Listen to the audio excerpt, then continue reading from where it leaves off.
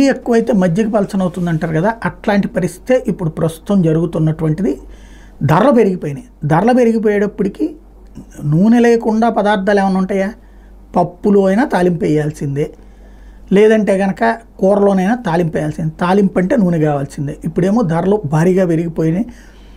ఇది సరే మధ్యతరగతి కొద్దిగా నూనె తగ్గించుకుంటున్నాడా, లేకపోతే ఎక్కువ అప్పు చేస్తున్నాడా, ఏదో ఒక విధంగా బతికేస్తున్నారు. పేదలు వచ్చేటప్పటికి వాళ్ళు ఇబ్బంది పడుతున్నటువంటి పరిస్థితి ఉంది. ఎగువ మధ్యతరగతి కంటే ప్రాబ్లం లేదు.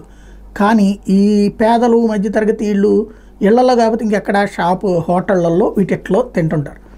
ఇప్పుడు ఈ నూనెలు పెరిగిపోయేటప్పటికి, రేట్లు పెరిగిపోయేటప్పటికి కల్తీ నూనెలు ఎక్కువైపోతాయి. తక్కువ ధరకు నూనె తెచ్చిస్తున్నారు కదా అని వీళ్ళు వాడుతున్నారు. అది వేడి మీద తింటే మనకు తెలియదు, కానీ వేడి చల్లారాక తింటే ఆ స్మెల్ కనబడుతుంది. ఏదో వింత స్మెల్ వస్తున్నది చాలా చోట్ల పదార్థాలు. ఒకవేళ అలా కాకుండా అంటే ముక్కిన నూనెలు వాడుతున్నారా, లేకపోతే పత్తి నూనెలు వాడుతున్నారా, ఏ నూనె వాడుతున్నారో తెలియట్లేదు. కానీ కల్తీలు అయితే ఆరంభం అవుతున్నాయి. ఈ కల్తీ వాళ్ళ ఖర్చుని తగ్గించుకోవడానికి అవుతుంది. జాగ్రత్తగా చూసుకోవాల్సిన సందర్భం ఇది.